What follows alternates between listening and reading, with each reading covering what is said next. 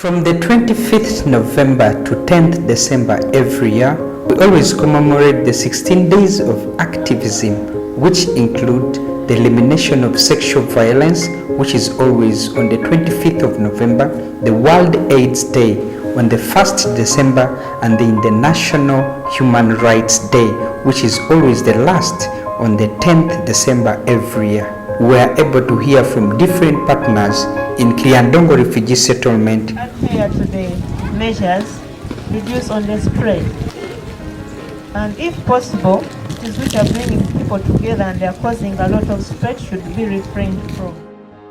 What steps have been taken by Uganda Human Rights Commission to end violence against women and girls is we've gone ahead to create awareness on the rights of women and the rights of girls. And in this human rights education, we don't go at it alone.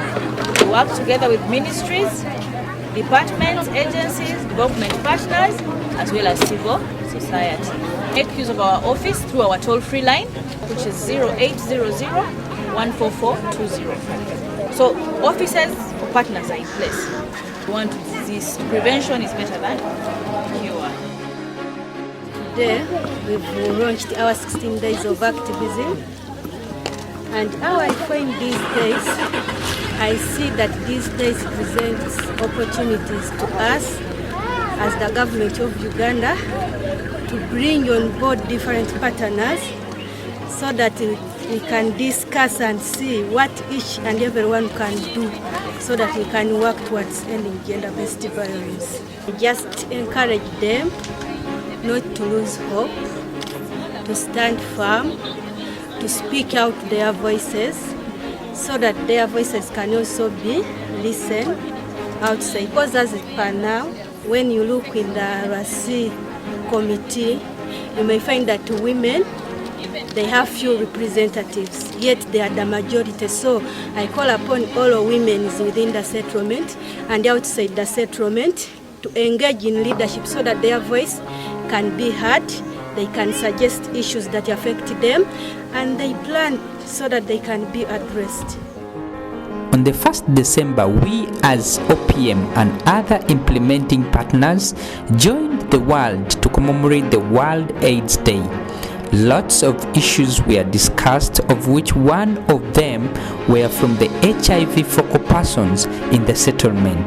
He talked about gender device in decision making on HIV awareness. The gender divide with regard to decision making, especially in the HIV world, in this settlement is still on the underside. We are not against any culture, but it is very painful for a mother to come to us and we diagnose them HIV positive, and then they tell us they can't accept the treatment because somebody else who is supposed to give the consent for them to take the medicine is far away from them. Positivity rate is at 2.6%, meaning that out of every 100 people, we have at least 2 to 3 persons who are positive. And yet, our mandate as the health department and the Ministry of Health, we don't want any new infections.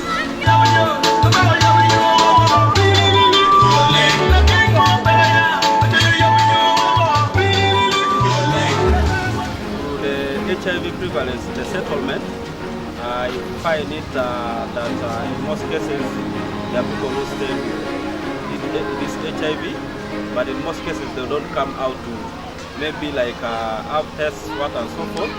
It is all a baby when someone is badly off that person can come maybe to the health facility and maybe if maybe he has come maybe to test something else and takes that chance to test also for HIV, that is maybe when someone realizes that maybe that person is sick. Women, let's advocate for our rights.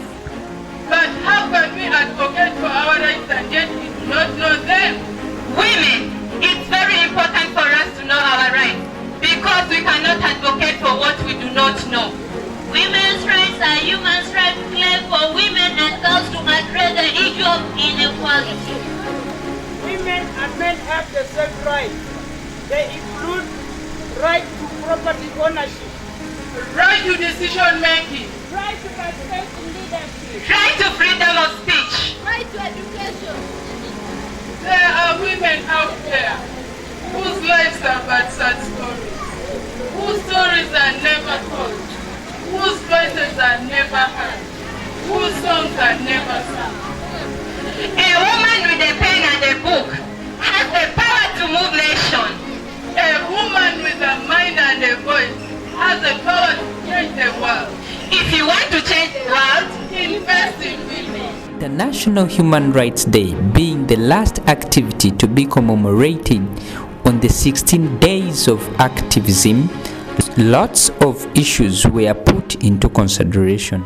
Today's theme is Recover Better and Stand for Human Rights. Today marks the end of the 16 days of activism. The theme is Recover Better. What are we recovering from?